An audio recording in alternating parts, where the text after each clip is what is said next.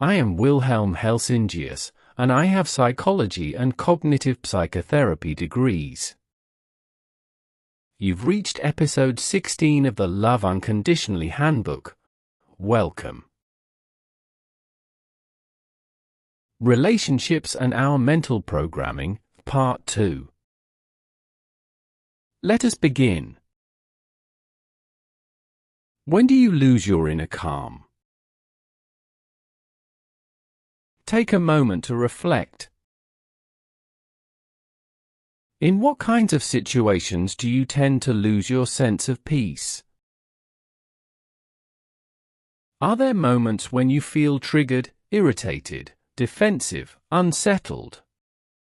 Even when nothing serious has happened? Even when there's no real need to react? Notice the thoughts that arise in those moments. What story does your mind begin to tell? What does your programming whisper to you, without you even realizing it? How do you respond when someone lets you down? When you feel ignored, misunderstood, you took offense, got hurt, or felt rejected? When something doesn't go according to plan? Or when you lose something you were counting on? Try to remember one of those moments. A time when your calm slipped away. What was it that made that experience affect you so deeply? There's something important to understand here. The only reason we lose our peace is because of something within ourselves. And this holds true in every situation, with every person. Pause for a moment and let that in. What would it mean for your life if you truly embraced the idea that your inner calm isn't something others can take from you, but something you hand over, without meaning to? Is there ever a real reason to give away your peace? We often believe so. But without your mind interpreting the situation, without your ego adding its meaning, there are no problems. Just moments. Just life. Yes, some situations require action. But they only become suffering when we define them that way, when we resist what is. Or demand that life must look another way for us to feel okay. So ask yourself, is there any true reason? To feel low, to lash out, to fall into victimhood, to lose your grounding? Just because someone didn't meet your expectations? Or because life didn't follow your script? Could it be that what you're feeling comes not from the outside, but from the way you've been taught to relate to the outside?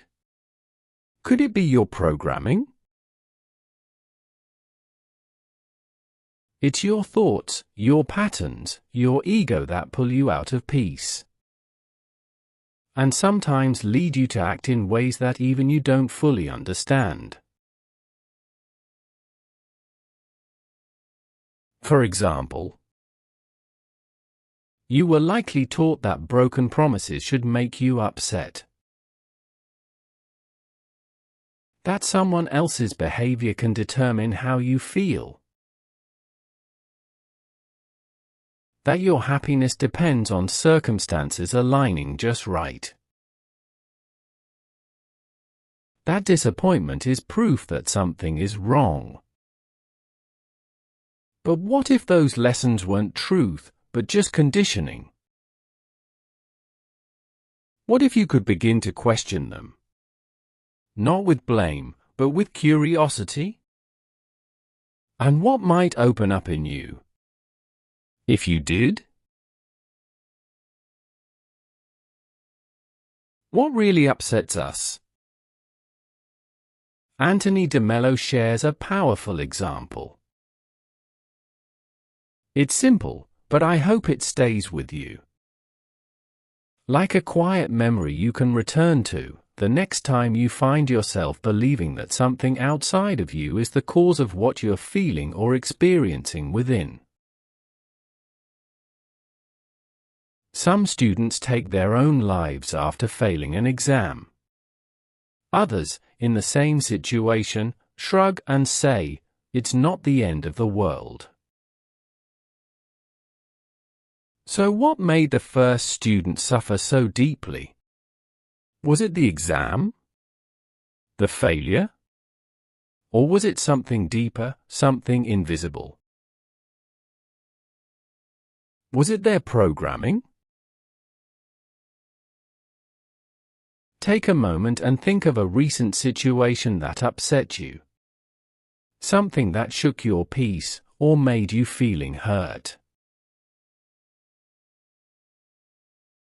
Ask yourself gently, was it really the situation itself that upset you? Or was it your mind's response to it? Was it your interpretation?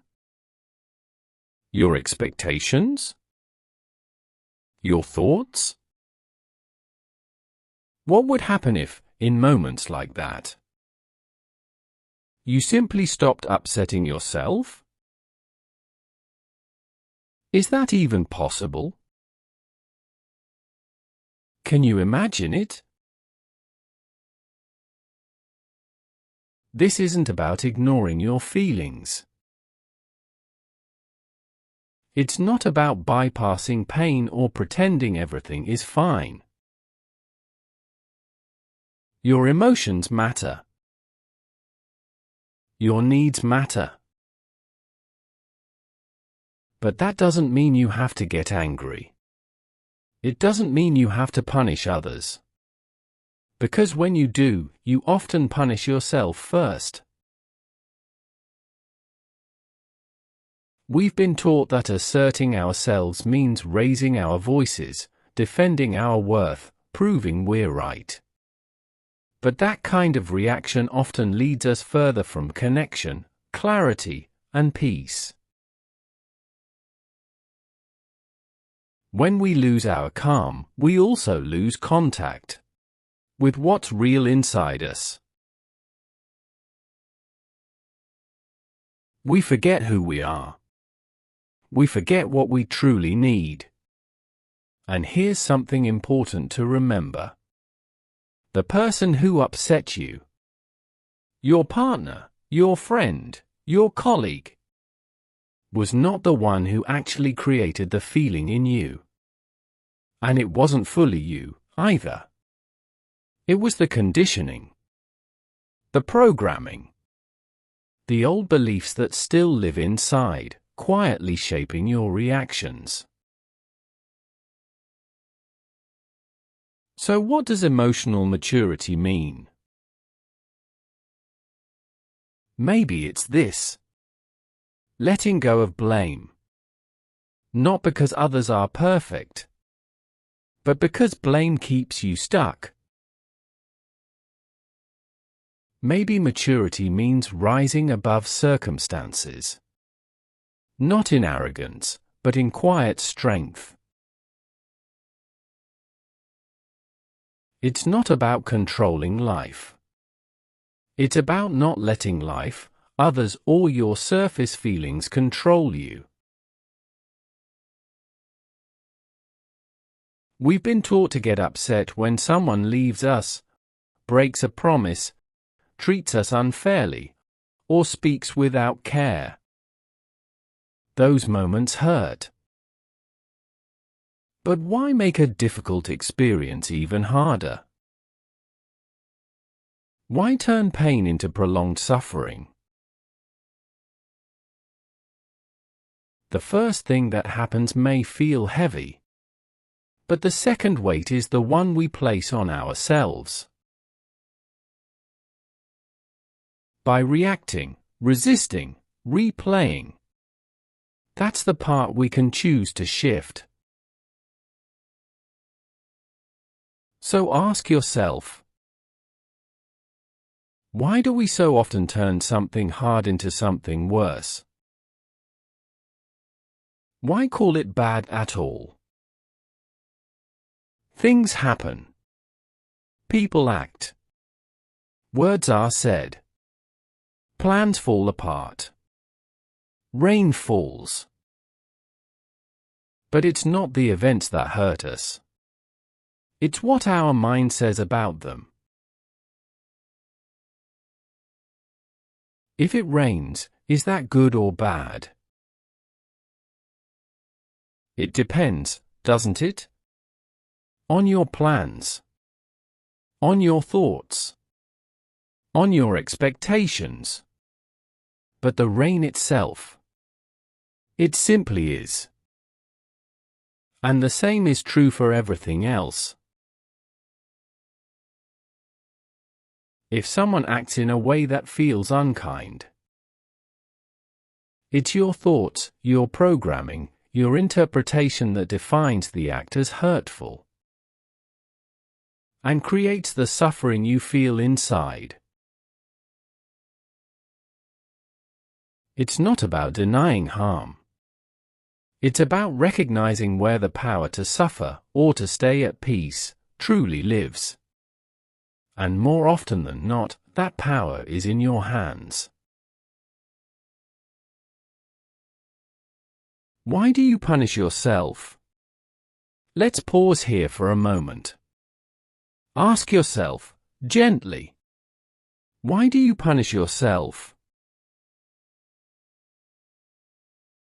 Your mind might insist that it's your neighbor, or your partner, or life itself that's punishing you. But the question remains. Why do you choose to take on that pain? Why do you make yourself suffer in response to what's happening around you? We've been taught, almost from the beginning, that we should always get what we want. And that if we don't, something is wrong.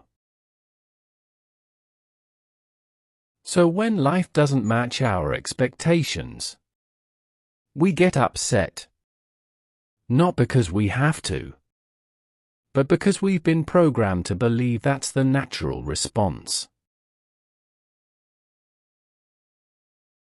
Our minds have been trained to label everything as either good or bad. And somewhere along the way, we learned that our pain comes from the outside.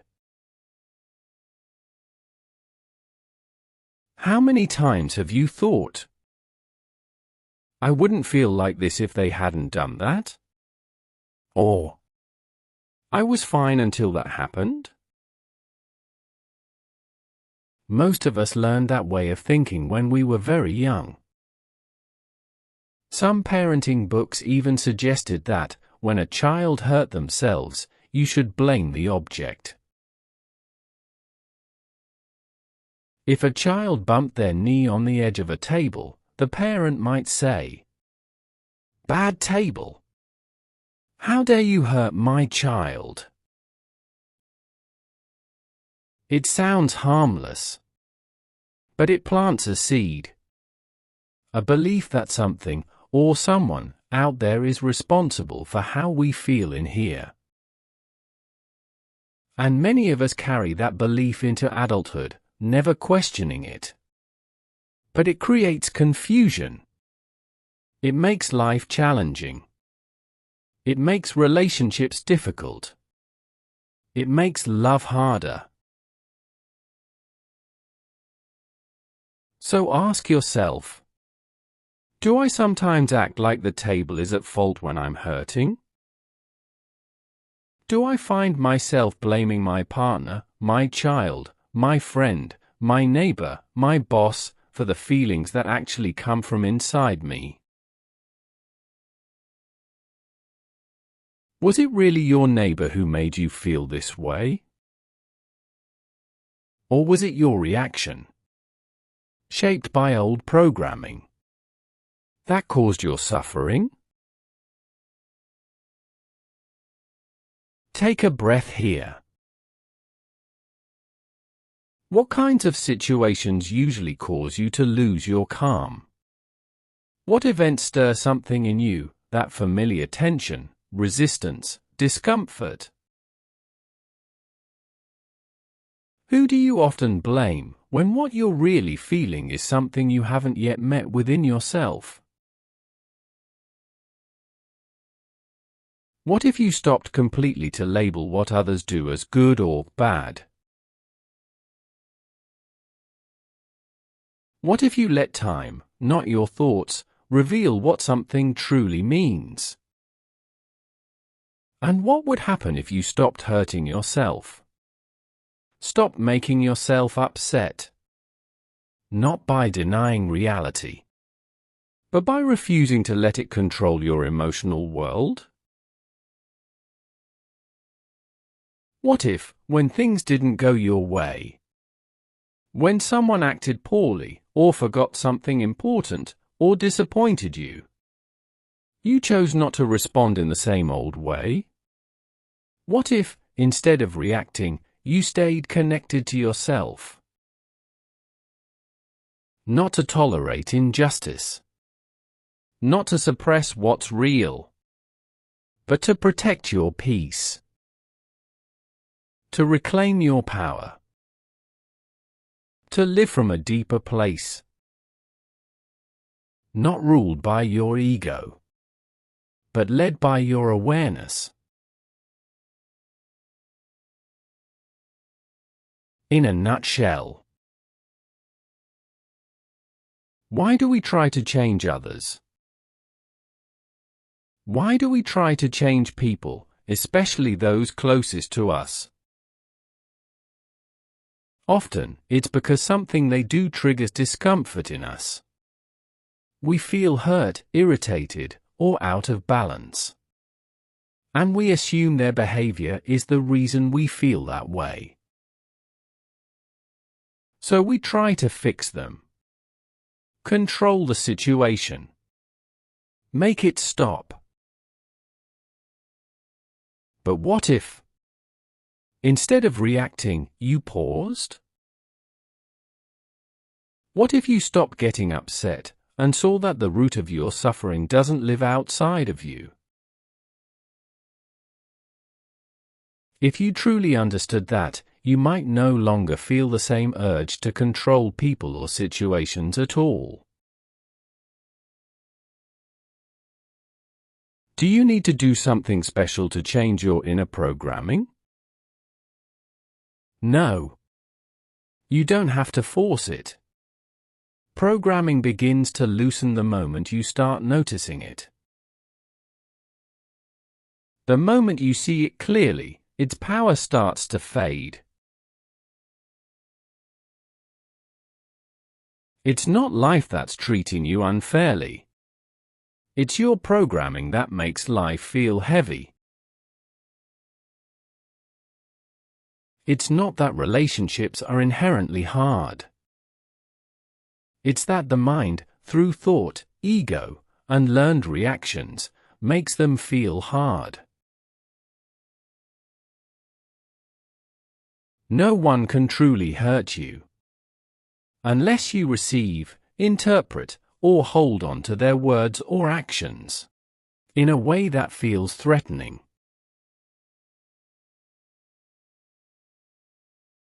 Imagine a fly stuck in syrup. The fly is trapped, not because the world is dangerous, but because the syrup is sticky. Your life is the same. The world isn't sticky. Your programming is. It's your learned ways of interpreting things, your old patterns of reacting, that make you feel stuck, not the situation itself. As children, We were taught to feel joy when we were praised, and pain when we were criticized. But think of a small child. One who hasn't yet built up an ego. If someone laughs at them, do they feel offended? Usually, no. They haven't yet learned to see laughter as a threat. That interpretation comes later. It's something we're taught. Life becomes heavier when you start believing that your ego, your identity, your image, your so-called self, is who you truly are. But that self is just a construct. A bundle of thoughts and stories. An identity made of imagination. And the problem is not you. It's not who you are. It's the programming. The thoughts. The belief in a self that was never truly you to begin with. The more you begin to see this, the more you'll touch something deeper. Your inner core, your real self. And the more clearly you see that, the less anything can truly threaten you. You begin to recognize. You don't need to judge others. You don't need to control them. You don't need to change them to feel okay. Some of life's most difficult moments arise when you try to protect or live from that false self, the image you believe you must uphold. But who you are is not your image. Your identity is like clothing. But you are not what you wear. Strange as it may sound, the ego you're defending doesn't even care about your deeper emotional needs. It just wants to protect itself, even at your expense. So ask yourself, isn't it freeing to realize that there's no real reason to get upset? That nothing can truly harm your authentic self? And when something feels like a threat, even though there's no actual danger, you can pause and say to yourself, "Thank you, dear threat, for reminding me that I've handed over my peace to my thoughts." When you follow the same old thoughts and try to protect the you think you are, you'll feel under attack. And in that moment, you flood your body with stress. You burden your relationships. And you harm your peace. All for no real reason. There is no real threat. Not when you're truly present. You can still feel calm, even when someone says something your ego might interpret as rude or hurtful. It's possible. But it's not easy. The programming runs deep. And it takes time to loosen it. But the goal isn't to blame yourself. Or to fight your ego. It's to meet yourself with a little more understanding. A little more compassion. A little more truth. Who's to blame? When you feel something painful. When you're upset, hurt, or overwhelmed. Try not to look outward for someone to blame. Instead, pause. Ask yourself, what within me is creating this experience? And when you catch yourself pointing at someone else, when you feel sure that it's their fault, remember the child who bumps their knee on the table. Was it really the table's fault? Pause. This is important, because this question can set you free. So next time you find yourself blaming your partner, your friend, your child, your neighbor for your emotional pain, pause and gently ask yourself, was it really the table's fault? You might be wondering why this section hasn't focused more directly on romantic relationships. After all, that was the title, or a big part of it, wasn't it? The answer is simple. Because this programming, these old ways of thinking, reacting, and protecting, are the deepest source of the struggles we face in our closest relationships. We can't talk about love, conflicts, connection, or healing without understanding the programming that shapes it all. It's that central. It's that powerful. And it's the one thing that has the potential to transform not only how you relate to others, but how you relate to yourself. Is it time for the exercises? These exercises are designed to help you become more free, awakening from your programming and learning to live with greater presence and awareness, instead of constantly labeling and defining everything. Self-observation without judgment. Purpose: to begin noticing your programming without trying to change anything, and to stop labeling things as good or bad. Instructions: sit in silence for 10 minutes each day.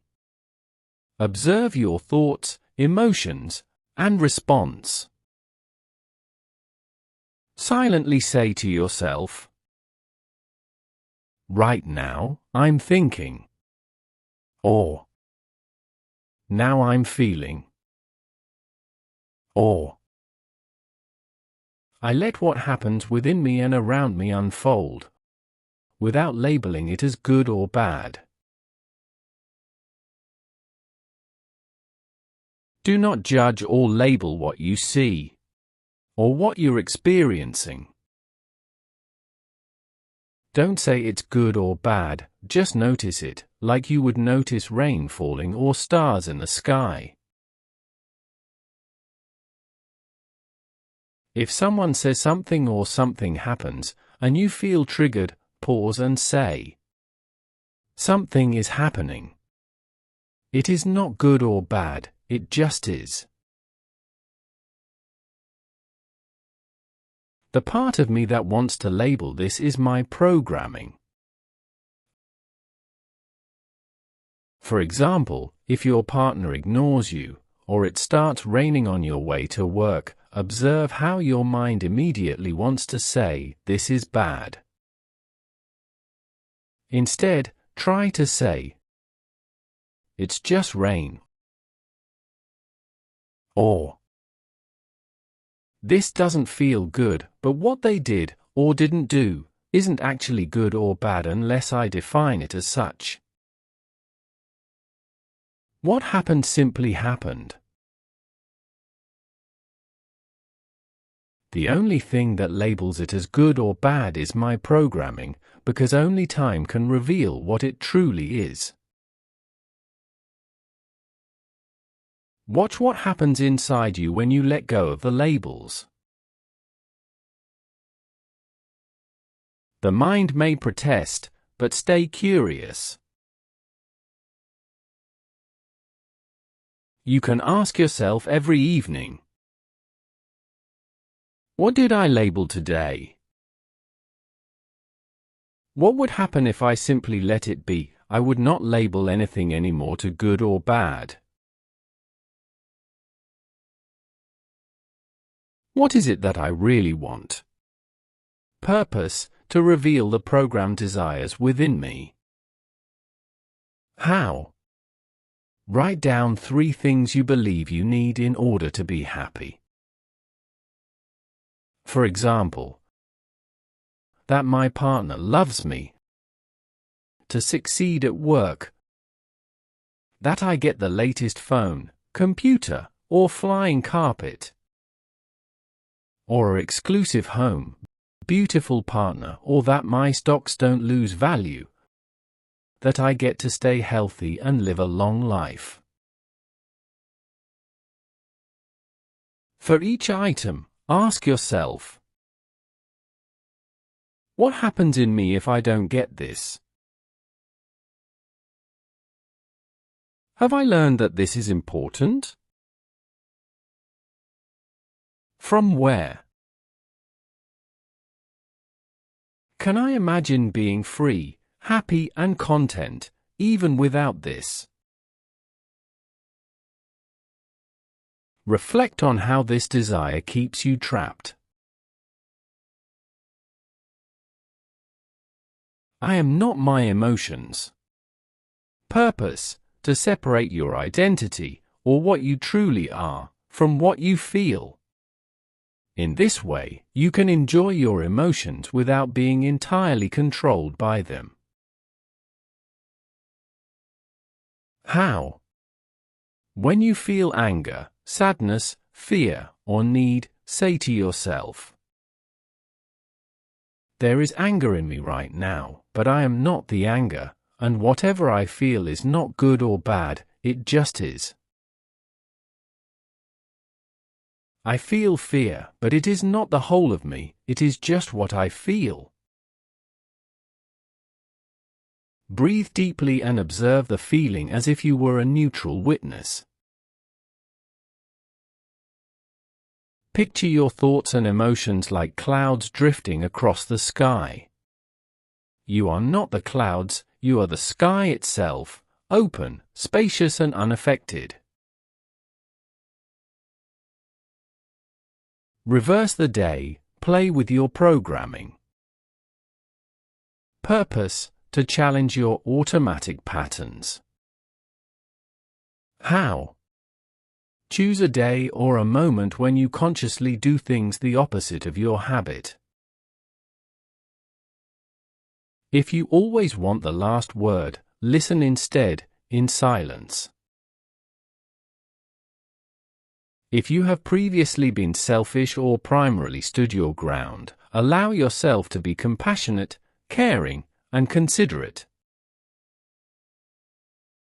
If you previously fought to win, to get ahead in a queue, or to be right, try instead to feel joy that someone else is happy because they won, because you let them go ahead of you in line, because they got space to have their own opinion. Or, if you tend to be self-centered, take an interest in the other person, how they think, what they truly feel, and what they actually need. If you always plan, let go of control and follow the impulse. If you usually avoid silence, turn off the music. Notice the discomfort. Ask, what in me is resisting? Is this a free choice or just a habit, a programming? I need nothing, I am already whole, contemplation. Purpose: to anchor freedom and non-dependence. How? Sit in stillness and slowly repeat. I am not dependent on anything outside myself to be free and whole. Everything I need is already within me. Feel the words, breathe into them. Let them become an inner truth rather than just a mantra. So now you've done the exercises, and once again, again and again, you've heard how your programming influences you. But what truly matters is how well you manage to carry this awareness into your everyday life. I want to congratulate you from the bottom of my heart if you've truly come to understand what this is really about. Because if you have, then what awaits you is a noticeably lighter, more fulfilling life, rich, meaningful relationships, and a beautiful partnership that not only helps you grow into your full potential, but also offers a sense of meaning that is hard to replace with anything else. And the more conscious you become of your programming, and of everything your ego clings to, that is, the self you think you are, but which is nothing more than a construct of your thoughts, then the fewer barriers there are for you to love totally, unconditionally, and completely independent of your circumstances. Thank you. Thank you for walking with me to the end of this section. If something in this resonated with you, if it gave you a new thought, a feeling of relief, or a moment of clarity or awareness, I'd be grateful if you shared a few words. It helps others find this too,